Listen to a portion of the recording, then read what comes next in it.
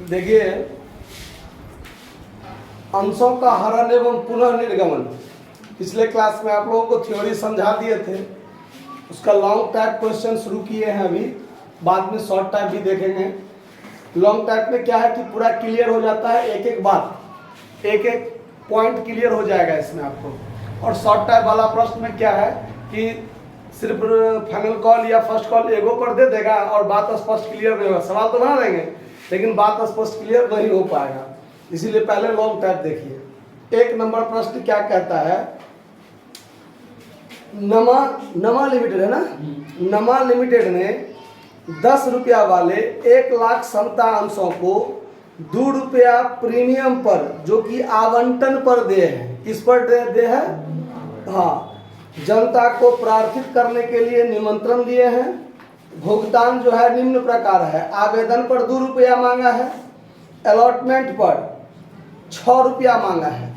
अब इस 6 रुपया में 2 रुपया किस चीज का होगा, प्रीमियम का, तो अलॉटमेंट का अपना कितना होगा, 4 रुपया होगा। ठीक है, अब देखिए, और प्रथम एवं अंतिम याचना पर शेष राशि है। अब शेष राशि कितना होगा उस पर ध्यान दीजिए। तो प्रीमियम सहित टोटल दाम कितना, 12 रुपया। तो 12 रुपया में 6 रुपया 2 रुपया, 8 रुपया क्लियर हो गया। बचा कितना, 4 रुपया, यानी फर्स्ट एंड फाइनल कॉल पर 4 रुपया होगा। क्लियर बात। कहता है 80,000 अंशों के लिए आवेदन पत्र मिला है। ठीक है, 80,000 अंशों पर क्या हुआ है, आवेदन पत्र मिला है और याचना की गई 5,000 अंशों पर। याचना को छोड़कर सभी राशियां क्या हो गया, प्राप्त हो गया। यानी फर्स्ट एंड फाइनल कॉल पर जो 4 रुपया है उसका रुपया मात्र नहीं आया। कितना शेयर पर, तो 5,000 शेयर पर। और इन अंशों को बाद में क्या कर लिया गया, जब्त कर लिया गया। ठीक है, अब इसका देखिए, पहले वर्किंग नोट बना लेते हैं। ऑन एप्लीकेशन, ऑन एप्लीकेशन पर 80,000 शेयर पर काम होगा ना। 80,000 गुने 2, 1,60,000। एप्लीकेशन का बात क्लियर हो गया। अलॉटमेंट पर देखिए, ऑन अलॉटमेंट पर 80,000 गुने 4 रुपया, 3,20,000 रुपया। ठीक है, और इसमें ऐड करेंगे सिक्योरिटीज प्रीमियम रिजर्व। कितना, 80,000 गुने 2 रुपया, कितना, 1,60,000। तो टोटल कितना, 1,80,000। इस पर भी टोटल रुपया आ गया। ठीक है, अब देखिए, on first and final call 80,000 share गुने कितना, 4 रुपया, 3,20,000। और इसमें कॉल्सिन एरियर हो गया, कॉल्सिन एरियर हो गया।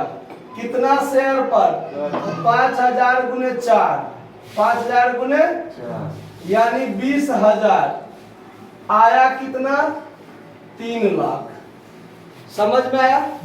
अब देखिए, ये जो 5,000 शेयर है, ये 5,000 शेयर, इसका दाम वास्तव में कितना होगा, 5,000 गुने 10, 50,000। कंपनी 10 रुपया के दर से 50,000 ही ना मांगा है। तो 50,000 में कितना नहीं आया, 20,000 नहीं आया फर्स्ट एंड फाइनल कॉल पर। तो आया कितना होगा, 30,000 आया होगा ना। वही 30,000 कंपनी क्या कर लेता है, जब्त कर लेता है। क्यों जब्त कर लेता है, तो किसी एक याचना पर आपने पैसा नहीं दिया, तो किसी चीज का जब तक पूरा पेमेंट नहीं कीजिएगा तब तक वो संपत्ति आपका कैसे हो जाएगा, नहीं हो जाएगा। कोई चीज आप खरीदे और उसका पूरा पैसा आप विक्रेता को नहीं दीजिएगा तो आप उसके मालिक नहीं ना होइएगा। इसीलिए वो संपत्ति क्या कर लेता है, उसका जब्त कर लेता है। ऐसे मान लीजिए शेयर लिया और पैसा पूरा नहीं दिया तो वो शेयर उसका क्या हो जाता है, कंपनी जब्त कर लेता है। आया बात समझ में।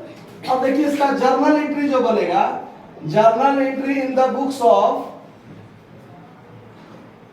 नमा लिमिटेड ना, नमा लिमिटेड। हाँ, जो 48,000 दिए हुए हैं ना, 48,000 में 4,80,000 है ये। हाँ हाँ, तो 4,80,000 कहाँ से लाए? और सब कुछ जोड़ के हाँ, अलॉटमेंट पर 80,000 शेयर पर 6 रुपया मांगा है ना अलॉटमेंट पर, तो अलॉटमेंट पर 6 रुपया में 2 रुपया प्रीमियम का है, हाँ समझ गए। तो अपना कितना है 4 रुपया ना, तो पहले 80,000 गुने 4 3,20,000 अपना हुआ कैपिटल का, और प्रीमियम का कितना 2 रुपया के दर से 1,60,000, तो टोटल मिला के अलॉटमेंट पर कितना प्राप्त करना है 4,80,000 प्राप्त करना है। आया बात समझ में? अब देखिए जर्नल एंट्री जब बनाइएगा तो एप्लीकेशन पर क्या बनाइएगा, bank account DR to equity share application account, equity share application account, narration लिखिएगा, बीइंग अमाउंट लिख दीजिए पहले 1,60,000, 1,60,000, बीइंग शेयर एप्लीकेशन मनी ना, being equity share application money received on 80,000 share at the rate of RS 2 each, ऐसे ही ना लिखना सिखाए हैं। अब चलिए, अब equity share application account DR to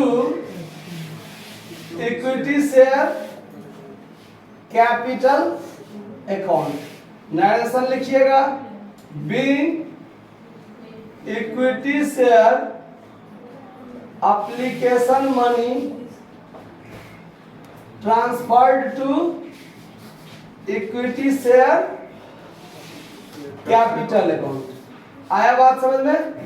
अब अलॉटमेंट पर क्या होता है, तो पहले मांगते हैं फिर प्राप्त होता है, तो अलॉटमेंट पर क्या हो जाएगा, equity share allotment account DR to, अब प्रीमियम पर है तो 2 में equity share capital VR to securities premium reserve, होगा कि नहीं होगा, equity share capital account to securities premium reserve account, ठीक है। कितना रुपया 4,80,000, जिसमें 3,20,000 कैपिटल का और 1,60,000 प्रीमियम का। नरेशन क्या लिखिएगा, being share allotment money due on 80,000 share at the rate of RS 6 each with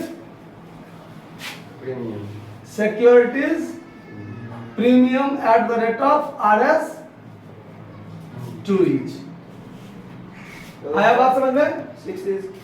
with included कर दीजिए, विथ इंक्लूडेड यानी 6 में इंक्लूड है, शामिल है। आया बात समझ में? अब चलिए, अब इसका पैसा प्राप्त होगा, bank account DR to share equity share, equity share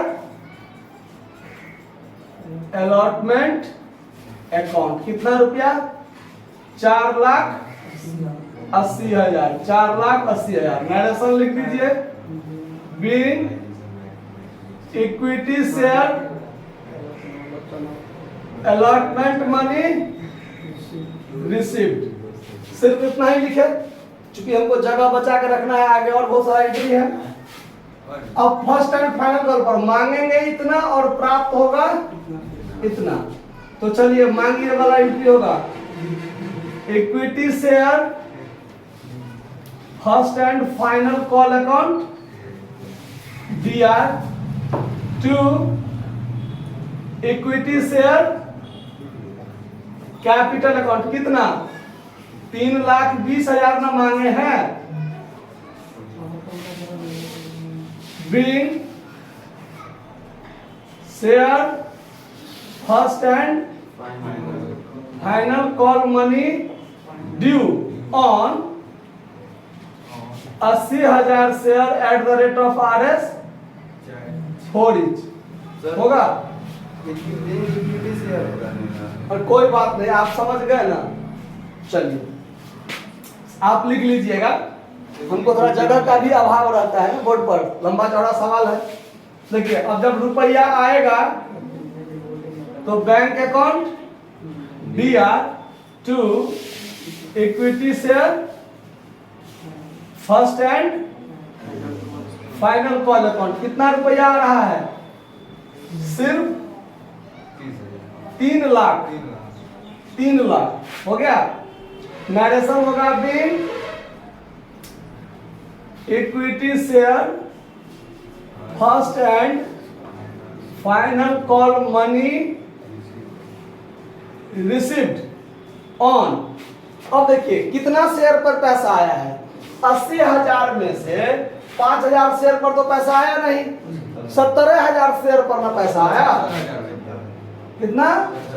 अच्छा 80 में से 5,000 घटेगा तो 75,000 होगा। ठीक है चलिए 75,000 share at the rate of RS कितना? 4। क्लियर हो गया बात? इसको समझने में कोई दिक्कत?